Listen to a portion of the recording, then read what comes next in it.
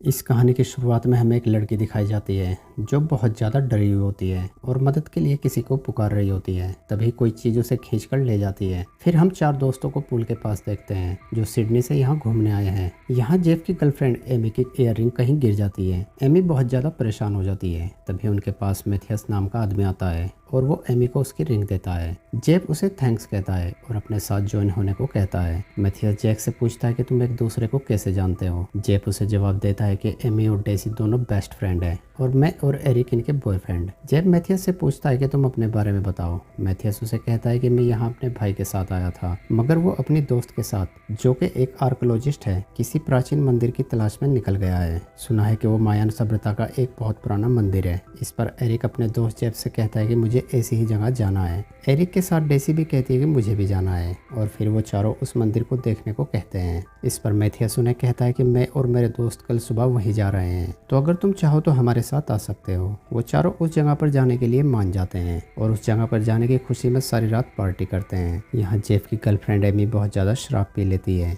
और उन सबको बताती है कि जेफ बहुत जल्द डॉक्टर बनने वाला है। जेफ एमी से कहता है कि ये सबको बताने की ज़रूरत नहीं है। जेफ उन्हें कहता है कि मुझे कल सुबह जल्दी उठना है। ये कहकर जेफ वहाँ से चला जाता है और एमी मैथियस से अपने साथ डांस करने को कहती है और मैथियस एमी के साथ डांस करने लगता है। एरिक डेसी से कहता है कि तुम्हारी दोस्त मैथियस को किस करेगी। इस पर डेसी कहती है कि वो ऐसी लड़की नहीं है, वो दुखी है क्योंकि जेफ 2 साल के लिए उससे दूर हो रहा है। तभी एमी मैथियस को किस करने वाली ही होती है, मगर डेसी उसे रोक लेती है। अगले सुबह जेफ मैथियस से मिलने आता है तो देखता है कि उसके 2 दोस्त शराब पीकर बेहोश पड़े हैं और एक दोस्त जो नक्शा मैथियस के पास था उसकी कॉपी बना रहा होता है। जेफ मैथियस से कहता है कि हम 30 मिनट में निकलेंगे। मैथियस का दोस्त उस नक्शे की कॉपी को अपने दोस्त के पास रख देता है और ये 6 लोग उस खतरनाक जंगल में आ जाते हैं। यहाँ ये लोग देखते हैं कि किसी के फ़ोन में भी सिग्नल नहीं है। फिर ये लोग जंगल में आगे बढ़ने लगते हैं। जंगल के बीच में इन्हें 2 बच्चे दिखाई देते हैं। एमी उनसे बात करने की कोशिश करती है मगर उन बच्चों को इनकी भाषा समझ नहीं आती।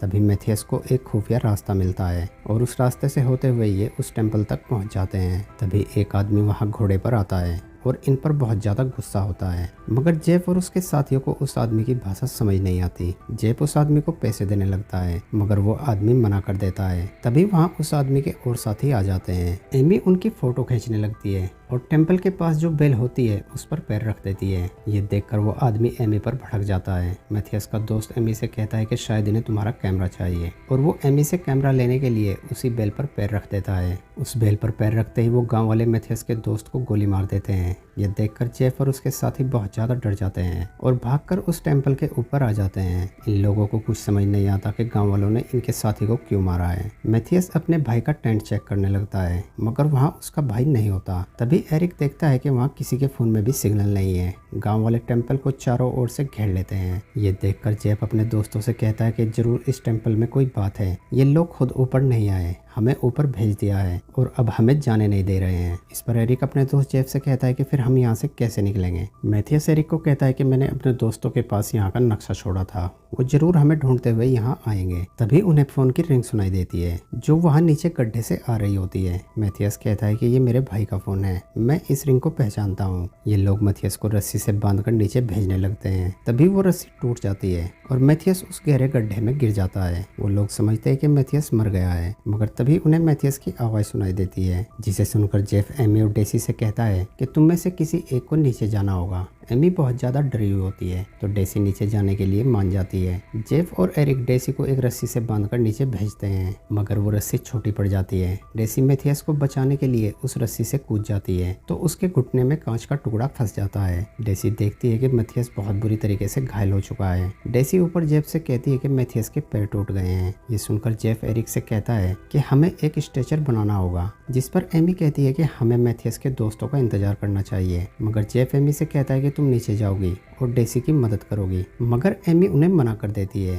और टेम्पल से नीचे आ जाती है और गांव वालों से मदद मांगने लगती है और कहती है कि हमारी मदद कीजिए, हमारे दोस्त घायल हैं। मगर गांव वालों को एमी की भाषा समझ नहीं आती और वो एमी और जेफ के ऊपर गन तान देते हैं। ये देखकर एमी को बहुत ज़्यादा गुस्सा आता है और वो वहाँ से बेल तोड़कर उनके ऊपर फेंक देती है, जो एक बच्चे के ऊपर जाकर लगती है। तो वो गांव वाले उस बच्चे को चारों ओर से घेर लेते हैं और उसकी माँ के सामने उस बच्चे को मार देते हैं। ये देखकर एमी और जेफ बहुत ज़्यादा डर जाते हैं और वहाँ से वापस ऊपर आ जाते हैं। यहाँ जेफ को समझ आ जाता है कि इस बेल में जरूर कुछ गड़बड़ है, क्योंकि जो भी उस बेल को छू लेता है वो गांव वाले उसे मार देते हैं। तभी उस फोन की रिंग फिर से बजती है तो डेसी देखती है कि उस गड्ढे में एक गुप्त रास्ता है, मगर वहाँ बहुत ज़्यादा अंधेरा होता है। तो डेसी डर जाती है। तब तक एमी स्ट्रेचर लेकर नीचे आ जाती है और वो दोनों मैथियस को उस गड्ढे से बाहर ले आती हैं। जेफ मैथियस के पैर चेक करता है, जिनका बहुत बुरा हाल होता है। जेफ अपने दोस्तों से कहता है कि सारे बैग चेक करो, शायद कोई दवा मिल जाए। फिर ये लोग सारे बैग चेक करने लगते हैं। एमी को मैथियस के भाई के बैग से एक गाड़ी की चाबी मिलती है,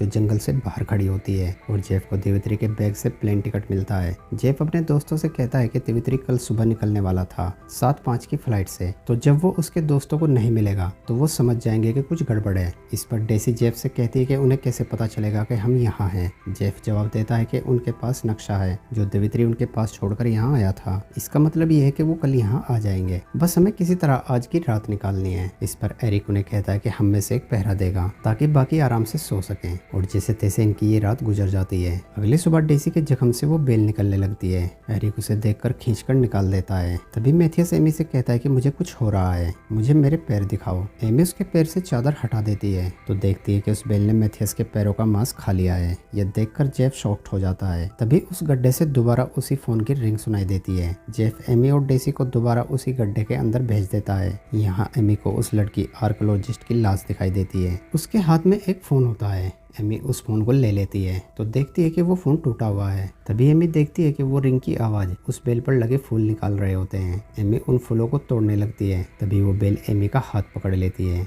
एमी बड़ी मुश्किल से अपना हाथ छुड़ाकर वहाँ से भागने लगती है। वो बेल एमी और डेसी को पकड़ने के लिए तेजी से उनकी तरफ बढ़ती है, मगर उससे पहले ही जेफ और एरिक उन्हें ऊपर खींच लेते हैं। एमी ये बात जेफ और एरिक को बताती है और कहती है कि वो बेल हमें मार देगी, हमें यहाँ से निकलना होगा। इस पर जेफ उन्हें कहता है कि अगर हम नीचे गए तो वो गांव वाले हमें मार देंगे। एरिक जेफ से कहता है कि तुम उनका ध्यान बटाओ और मैं किसी तरह गाड़ी तक पहुंच जाऊंगा और मदद लेकर आऊंगा। जेफ एरिक से कहता है कि इसमें जान का खतरा है, नीचे पूरा गांव खड़ा है, उन्होंने एक बच्चे तक को मार डाला है। एमी कहती है कि इसका मतलब हम सब मरने वाले हैं। जेफ जवाब देता है कि ऐसा कुछ नहीं होगा। 4 टूरिस्ट का अचानक गायब होना बहुत बड़ी खबर होती है, कोई ना कोई हमें ढूंढते हुए यहाँ जरूर आएगा, हमें बस उनके यहाँ आने तक खुद को जिंदा रखना है। जेफ की बात सुनकर उन्हें थोड़ी हिम्मत मिलती है। अब इनके पास खाना और पानी भी खत्म होने वाला होता है। डेसी एरिक से कहती है कि वो बेल मेरे अंदर है, मुझे महसूस हो रहा है, मगर ये लोग डेसी की बात पर कोई ज्यादा ध्यान नहीं देते हैं। उधर जेफ देखता है कि मैथियस के पैरों का और भी बुरा हाल हो गया है। जेफ अपने दोस्तों से कहता है कि हमें मैथियस के पैर काटने होंगे, वरना इन्फेक्शन पूरी बॉडी में फैल जाएगा। हालांकि एरिक और एमी जेफ को ऐसा करने से मना करते हैं, मगर डेसी उन्हें समझाती है कि जेफ मेडिकल कॉलेज में है, उसे पता है कि उसे क्या करना है। जेफ अपने दोस्तों से कहता है कि मेरा यकीन करो, उसे बचाने का बस अब यही एक रास्ता है, मगर एमी और एरिक फिर भी जेफ को ऐसा करने से मना करते हैं। तो मैथियस जेफ से कहता है कि मेरे पैर काट दो, बस मेरी जान बचा लो। जेफ मैथियस के पैर काट देता है तो मैथियस के पैरों को वो बेल खाने लगती है। यहाँ इन लोगों को समझ आ जाता है कि ये बेल इंसानों का मांस खाती है, और इसीलिए गाँव वाले इन्हें यहाँ से नहीं जाने दे रहे हैं, क्योंकि वो नहीं चाहते कि ये बेल किसी भी हाल में यहाँ से बाहर जाए। रात में एरिक और एमी बात कर रहे होते हैं तो डेसी को लगता है कि एरिक उसे धोखा दे रहा है। डेसी एरिक और एमी पर बहुत गुस्सा होती है और जेफ को बताती है कि तुम्हारी गर्लफ्रेंड तुम्हें धोखा दे रही है। यहाँ आने से पहले भी अगर मैं इसे ना रोकती तो ये मैथ्यूस के साथ सो जाती। तभी जेफ देखता है कि उस बेल ने मैथ्यूस को मार दिया है। मैथ्यूस की हालत देखकर डेसी उन्हें बताती है कि मुझे भी ये बेल ऐसे ही खा रही है, ये मेरे शरीर के अंदर है। मगर डेसी की बातों पर किसी को विश्वास नहीं होता तो डेसी जोर जोर से चिल्लाने लगती है। तभी वो बेल डेसी की आवाज निकालने लगती है। यहाँ इन्हें ये भी पता लगता है कि ये बेल किसी की भी आवाज सुनकर निकाल सकती है, और इसीलिए वो उस फोन की आवाज निकाल रही थी। अगली सुबह जेफ और एमी एक साथ बैठे होते हैं। जेफ देखता है कि गांव वाले जमीन पर नमक डाल रहे होते हैं। जेफ एमी को बताता है कि ये लोग इसलिए ऐसा कर रहे हैं ताकि इस बेल की जड़ फैल ना सके। ये बेल सदियों पुरानी है, इसलिए अब हर जानवर और कीड़े जान गए हैं कि ये बेल खतरनाक है, और इसीलिए यहाँ कोई नहीं आता है। एमी जेफ को समझाने लगती है कि मैथ्यू के साथ कुछ नहीं हुआ था। इस पर जेफ एमी से कहता है कि तुम्हें कुछ कहने की जरूरत नहीं है। तभी एरिक उनके पास आता है और उन्हें कहता है कि डेसी को कुछ हो रहा है। ये लोग देखते हैं कि डेसी सच बोल रही थी, वो बेल सच में डेसी के शरीर के अंदर है।